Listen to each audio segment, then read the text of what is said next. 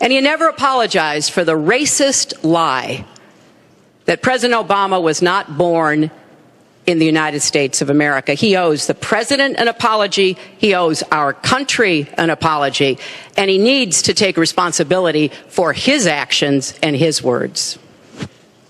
Well, you owe the president an apology because, as you know very well, your campaign, Sidney Blumenthal, he's another real winner that you have, and he's the one that got this started along with your campaign manager, and they were on television just 2 weeks ago. She was saying exactly that. So you really owe him an apology. You're the one that sent the pictures around your campaign, sent the pictures around with President Obama in a certain garb. That was long before I was ever involved. So you actually owe an apology. And number two, Michelle Obama. I've gotten to see the commercials that they did on you. And I've gotten to see some of the most vicious commercials I've ever seen of Michelle Obama talking about you, Hillary.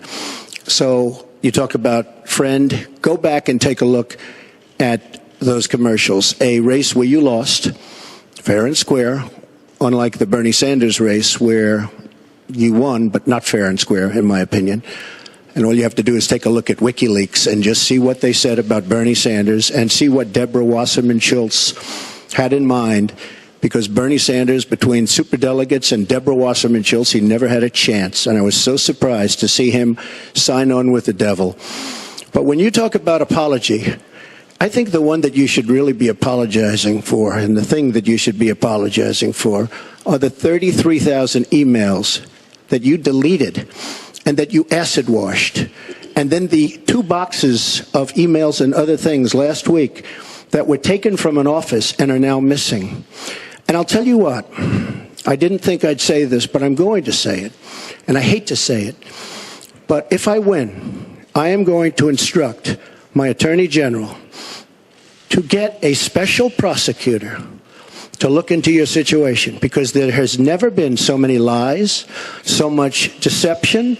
There has never been anything like it. And we're going to have a special prosecutor. When I speak, I go out and speak. The people of this country are furious.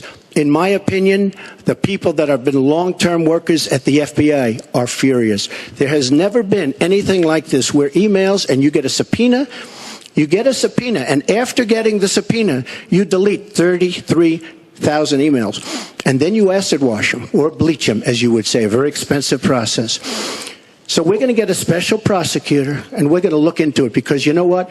People have been, their lives have been destroyed for doing 1/5 of what you've done. And it's a disgrace. And honestly, you ought to be ashamed of yourself. Secretary Clinton, I want to follow up on that. I'm going to let you talk about emails. Because everything he just said is absolutely false, but I'm not surprised. Really? In the first debate, and the audience needs to calm down here. I told people that it would be impossible to be fact-checking Donald all the time. I'd never get to talk about anything I want to do and how we're going to really make lives better for people. So, once again, go to HillaryClinton.com. We have literally Trump. You can fact check him in real time. Last time at the first debate, we had millions of people fact-checking, so I expect we'll have millions more fact-checking because, you know, it's just awfully good that someone with the temperament of Donald Trump is not in charge of the law in our country. Yeah, because you'd be in jail. Secretary Clinton.